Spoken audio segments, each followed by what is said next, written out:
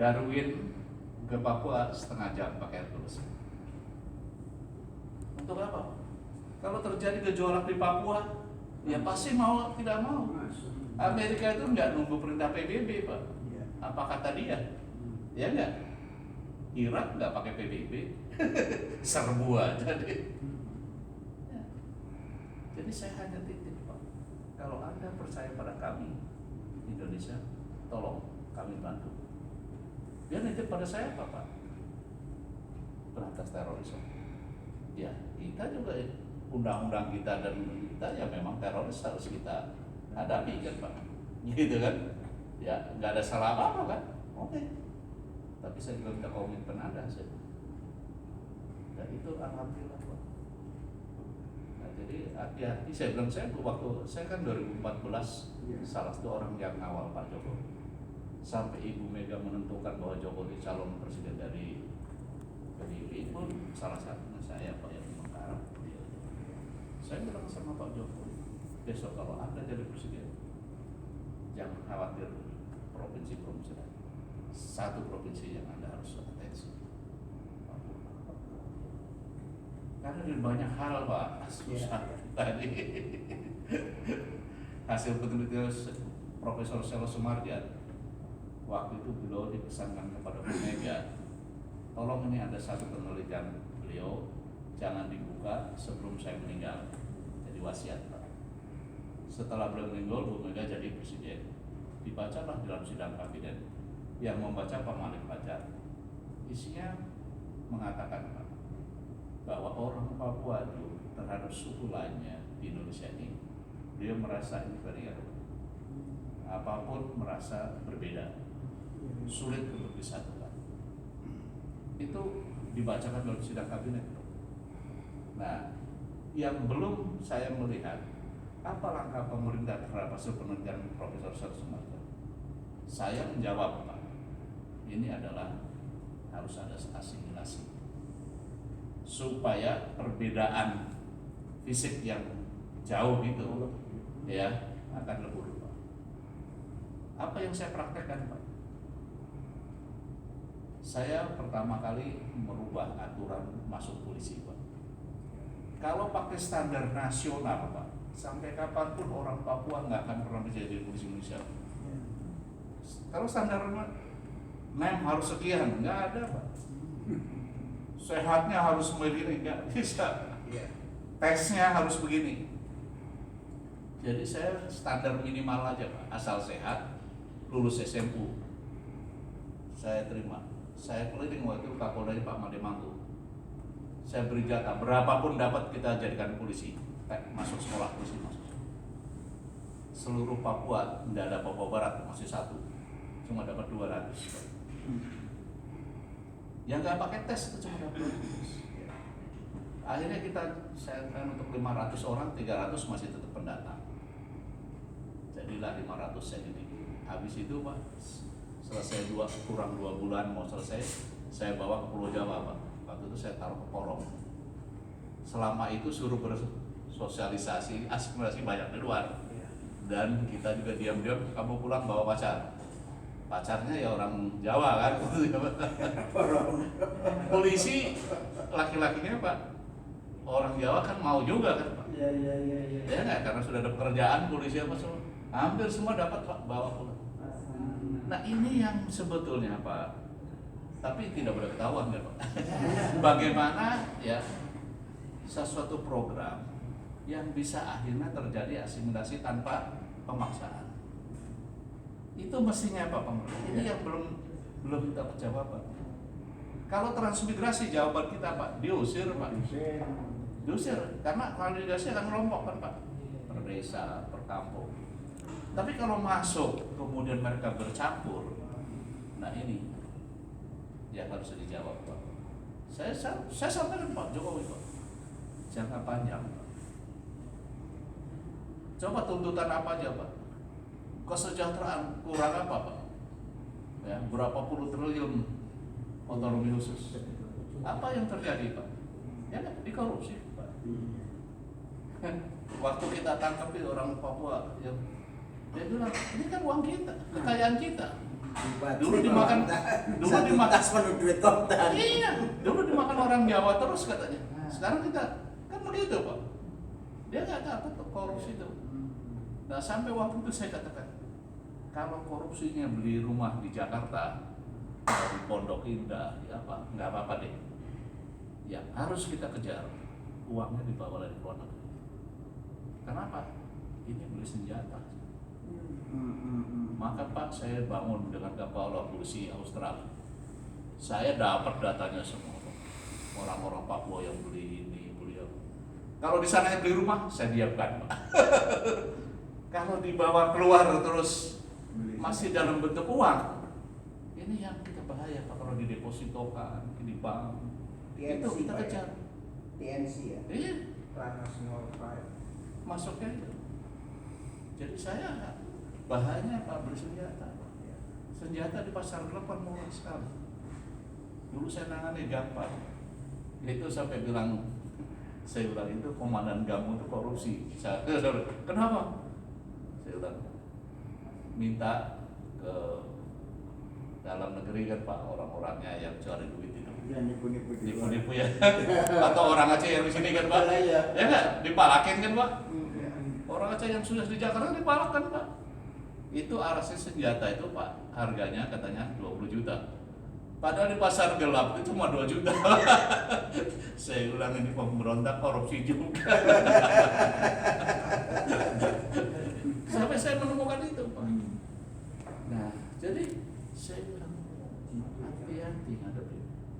Nah, yang paling tentu bahaya kalau ada intervensi sekelas negara Amerika. Itu yang sangat bahaya.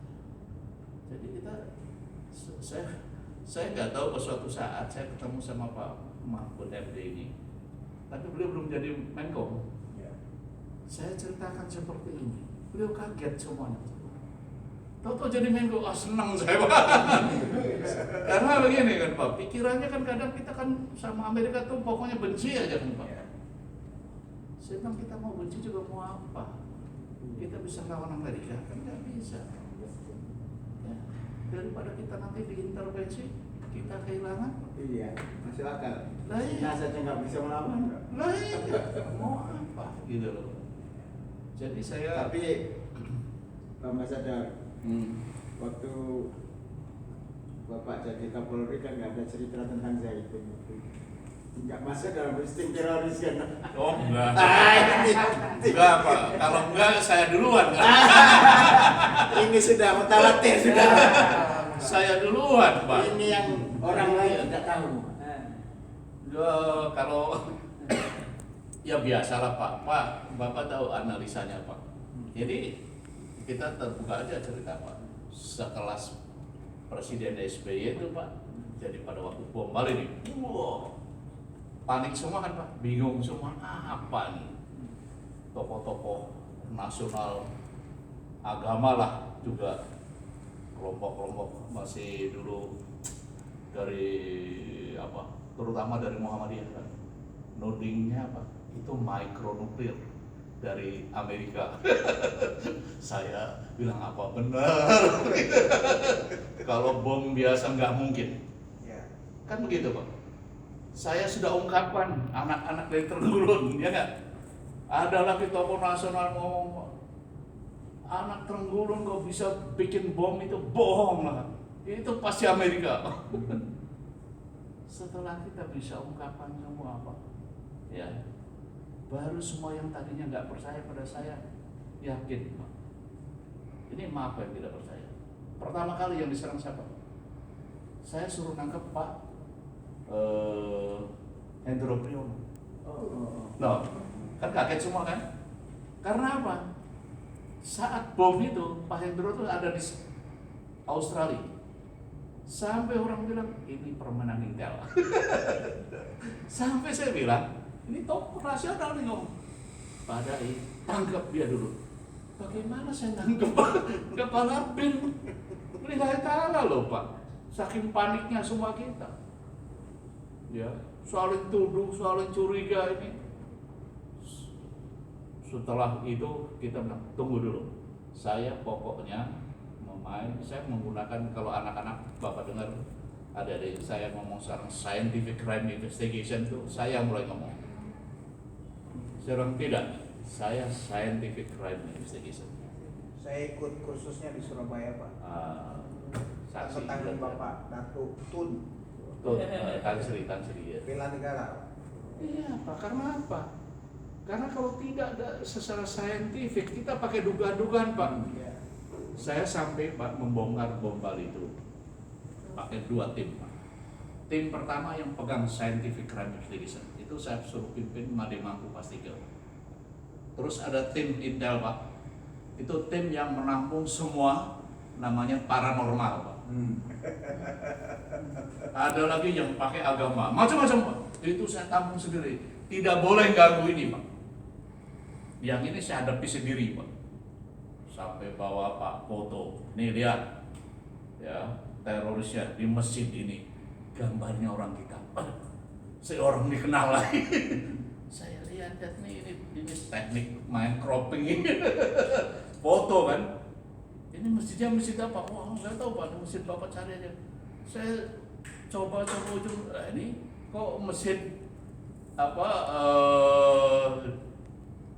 Nabawi. Ujung. Bagaimana Masjid Nabawi di teroris ada di sana? Saya bilang, wah ini bohong lagi. Sampai segitu Pak.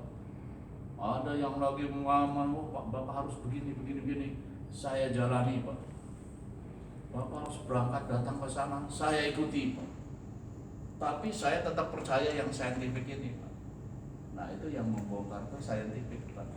Karena saya mulai dari temuan mobil bom itu Pak. Tapi itu pun susah Pak. Jadi saya olah TKP sendiri Pak. TKP saya olah sendiri. Sebab waktu ditemukan rangka mobil Pak, itu kan nomor mesin sama nomor rangka di mobil itu identitas 2 Pak. Tapi mereka juga sudah pintar Pak. Nomornya itu sudah digerinda Pak. Sehingga waktu saya tanyakan di pabrikan di Jepang Pak, itu nomor 0, 3, dan 8 nggak bisa dipastikan Pak. Apakah ini bekas nomor 0, apa nomor 3, apa nomor 8. Nah pakai alternatif jutaan kan Pak. Gak mungkin. Saya ulang lagi olah 1 Pak temuan. Itu dari LAJ Pak. Itu tok kir itu Pak. Ditemukan. Kenapa ada plat kir di situ? Kita cek. Nah itu gak hancur Pak. Baru dari LAJ nemu nomor polisinya. Baru kita telusuri sampai ke Trenggulun itu Pak. Sampai Amrozi itu, Paciran itu, itu ke-6 Pak pemiliknya. Sudah dijual-jual ke-6 baru kita temukan Pak. Dan mobil itu sudah pindah dari Bali Pak, sudah di Jawa Timur. Bisa kita bongkar. Dari situ saya temukan Amrozi itu. Nah Amrozi inilah jalan Allah Pak, semua kebongkar. So kata kakaknya, Pak, kalau yang ketemu kami, saya ini, Bapak tidak akan bongkar. Tapi ketemu Amrozi, habis. Karena dalam tim itu Pak Amrozi itu sebetulnya tidak militan. Ini anak basic agamanya kurang, apa. Jadi begitu ditangkap, diperiksa, nyanyi istilahnya. Itu jalan Allah. Kalau ketemu yang lain Pak, saya kan temukan sebelumnya banyak Pak. Tapi nggak terungkap. Kita ada yang deportasi Malaysia, ini orang tidak jelas apa, susah ditemukan. Ya udah balik ke Malaysia. Padahal itu tokoh dulu Pak. Jadi kita di dalam teroris itu Pak, dulu Pak ya, beda kalau sekarang anak-anak sudah enak, petanya sudah bongkar. Zaman saya kan masih gelap gulita, saling tuding, masa kepala bin dibilang yang ngebom Pak. Coba loh. Itu waduh, saya ceritakan sama Pak Indro Priyono, Pak kita dulu dari domba Pak ya. Ini yang pernah saya juga tahu. Ya tapi kan saya nggak berbuat apa-apa sama Bapak.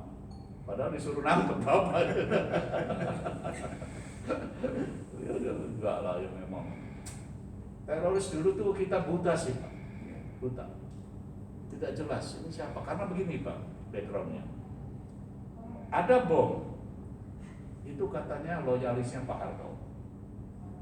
Karena dulu kan dianggap Pak, orang-orang tertentu kan loyalisnya Pak Harto, Pak. Iya. Jadi kalau Pak Harto ditekan-tekan pasti ada bom, gitu. Terus kemudian ada GAM, Pak. Dan GAM memang ngebom juga Pak Jakarta, ya, ngebom juga Pak. BEJ itu GAM loh Pak. Iya. Apa BEJ Pak, tahu ya BEJ? Iya. Marriott. Nah kalau Marriott sudah ini kelompok Jamaah Islamiyah. Nah Jamaah Islamiyah ini Pak ngebom di mana-mana sebelumnya, terungkap juga, tapi nggak tahu jaringan. Kita keluarin.